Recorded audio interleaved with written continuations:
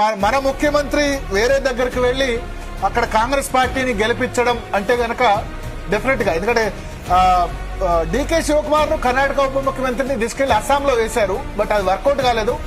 మన ముఖ్యమంత్రి అక్కడ కాలికి బలపం కట్టుకుని తిరిగారు రేవంత్ రెడ్డి.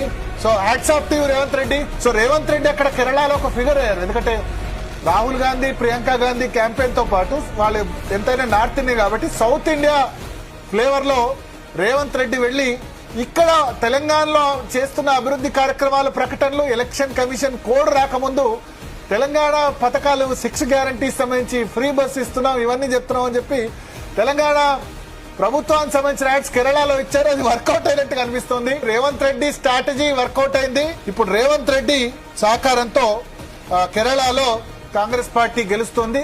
కేరళలో రేవంత్ సూపర్ కంట్రిబ్యూషన్ అని మనం హెడ్లైన్ కూడా పెట్టుకోవచ్చు. కేరళలో